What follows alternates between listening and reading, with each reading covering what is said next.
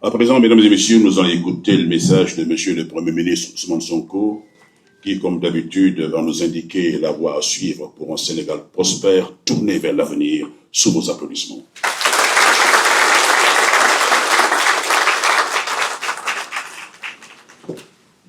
Merci beaucoup.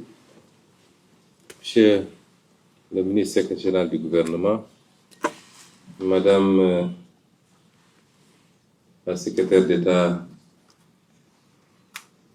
auprès du Premier ministre, chargée des relations avec les institutions, et Mesdames et Messieurs les collaborateurs, chers invités, Mesdames les femmes. Donc nous sommes là, ravis d'être là aussi, en tant que chef du gouvernement, et pour partager avec vous cette journée.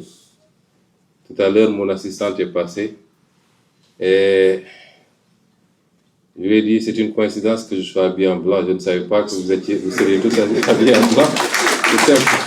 C'est simple, une coïncidence.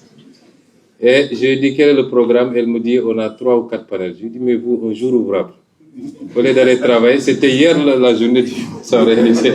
Donc, allez travailler, vous êtes là à faire des panels. Ça veut dire que toute la journée aujourd'hui, vous n'allez pas travailler. Je suis donc ravi d'être là, de partager ces quelques minutes. Malheureusement, à partir de 10 heures, nous avons une réunion de l'autre côté au palais. Je ne pourrai pas être là plus de 10 ou 15 minutes.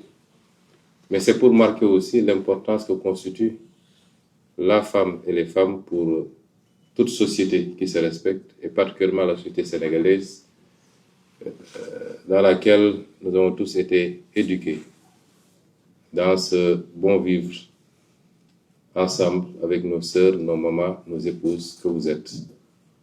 Et nous tenons à perpétuer cette tradition.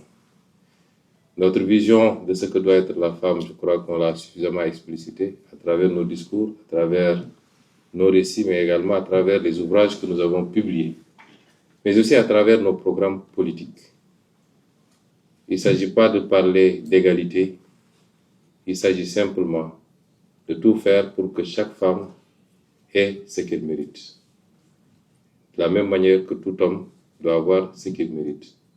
De par son mérite, c'est important, nous devons travailler à égaliser les chances, mais à travailler même à discriminer légèrement quand il le faudra, pour permettre aux femmes de rattraper ce gap. Quand j'étais aux impôts, j'avais tendance à dire que si on veut régler un certain nombre de problèmes liés à la corruption, il faut confier aux femmes toutes les responsabilités où on manipule de l'argent. Toutes les responsabilités. Parce que les statistiques ont prouvé que c'est malheureusement la zone qui est la mienne, qui est la plus exposée à certains phénomènes, notamment la corruption, aussi bien en quantité qu'en volume. Tout à l'heure, en venant, j'ai discuté avec Madame le ministre de la Justice, elle me dit que les statistiques carcérales, c'est qu'il y a 3,4% seulement de femmes dans les prisons. 3,4% de femmes. Tout le reste, c'est les hommes. Ça veut dire que les femmes respectent beaucoup plus la loi et les règles de la société. Et c'est pourquoi aujourd'hui, si on veut bâtir un pays, on ne peut pas le faire sans les femmes. Le pays qui avance sans ces femmes est le pays qui n'avance justement pas. Et c'est pourquoi nous allons continuer à travailler, à poser des mesures concrètes. Je peux annoncer parmi ces mesures-là la réforme foncière, surtout en zone rurale, qui devra permettre aux femmes d'accéder à la terre, qu'elles sont les plus nombreuses à travailler d'ailleurs en zone rurale. Permettre aux femmes d'accéder beaucoup plus, et beaucoup plus généralement, aux responsabilités. Avant-hier, le mercredi passé, en Conseil des ministres, je faisais le tour de la table de réunion et je regardais les ministres et je décomptais.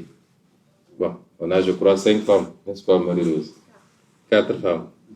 Et je décomptais. Je me disais, bizarrement, si on me disait en qui tu as confiance le plus dans cette salle-là, je dirais c'est les 4 femmes-là. Parce que je sais qu'elles trahiront pas. Parce que je sais qu'elles trahiront jamais. Elles sont fidèles et loyales dans les relations. Et c'est pourquoi aussi, même ici au sein de la primature, nous avons essayé d'impulser un certain nombre de choses pour les femmes, notamment la crèche. J'avais demandé à Mme Barelgué, ma conseillère, de faire le travail. Elle l'a fait, le devis. On a identifié le local en bas qui devra abriter cette crèche, qui certainement dépassera le cas de la primature, peut-être tous les fonctionnaires de la zone. Parce qu'une femme qui a son enfant à côté travaille dans des conditions de sérénité, plutôt que de se dire qu'est-ce qui se passe à la maison. Pouvoir descendre peut-être chaque 2 heures de temps, chaque 3 heures de temps, à l'été, ça rassure et ça permet à cette femme d'être plus performante également. À côté d'ailleurs de l'infirmerie qu'on est en train de mettre en place et de la salle de sport que je vous invite à pratiquer. Je suis souvent content quand j'appelle Mme Yacine Fall vers 20h. Elle me dit je suis en train de faire mon sport à la salle de sport en bas. Un corps sain, comme on dit, un esprit sain dans un corps sain, c'est ça qui permet d'avoir les résultats et les rendements que nous attendons. Je pourrais continuer à disserter sur nos ambitions pour les femmes. J'ai toujours eu cette ambition. J'avais consacré une partie de mon salaire de député aux femmes transformatrices de Casamance. Et nous vous souhaitons le meilleur. Que vous soyez à la pointe de ce travail de révolution et de développement de notre pays. Que vous soyez ces linguères qui ont été célébrées avant-hier justement dans le Wallo. Que vous soyez les Aline Sitoé, mais que vous ne soyez pas seulement des faire-valoir quand il le faut. Et c'est ce que nous souhaitons pour toutes les femmes. Je voudrais terminer mon propos par vous féliciter tous et vous remercier pour le travail que vous abattez. Je pense qu'on a dépassé maintenant l'ère où, dès que vous parliez d'une femme dans la fonction publique, on vous disait qu'elles sont là pour se maquiller. Aujourd'hui, parmi les plus performantes figurent les femmes. Et nous voyons le résultat de ce travail tous les jours. Donc, je vous félicite tous. Je fais une mention spéciale à mes assistantes, Mme Top et Mme Saré, et particulièrement Mme Saré, avec laquelle je suis depuis presque maintenant 22 ans, depuis les impôts. Une femme dévouée, loyale, compétente.